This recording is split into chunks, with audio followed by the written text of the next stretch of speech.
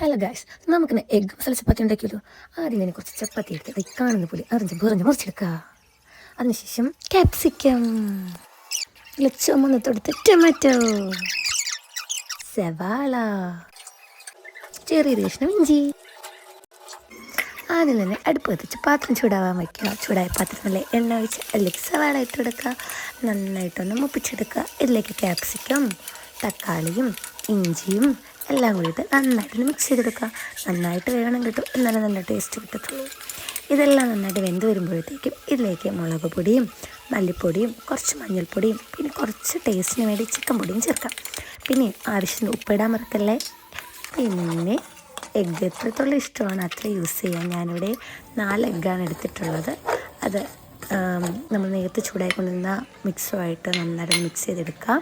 അതിലേക്ക് നേരത്തെ മുറിച്ച് വെച്ച ചപ്പാത്തി ഉണ്ടല്ലോ, നന്നായിട്ടൊന്ന് മിക്സ് ചെയ്തെടുക്കുക. അപ്പോൾ തന്നെ നമ്മുടെ എഗ്ഗ് മസാല ചപ്പാത്തി ഇവിടെ റെഡി ആയി കഴിഞ്ഞു. ഇനി നല്ലൊരു പാത്രം എടുത്ത് അതിലേക്ക് നമുക്കത് സെർവ് ചെയ്യാം. പിന്നെ സോസ് കൂട്ടി കഴിക്കാം. നല്ല അടിപൊളിയാണ്, കാണുമ്പോൾ തന്നെയാണ്. ടേസ്റ്റും വേറെ ലെവലാണ്. എല്ലാവരും ഒന്ന് ട്രൈ ചെയ്ത് നോക്കുക. പിന്നെ നിങ്ങളുടെ അഭിപ്രായം പറയാൻ മറക്കരുത്. സബ്സ്ക്രൈബ് ചെയ്യാനും മറക്കരുത്. ബൈ.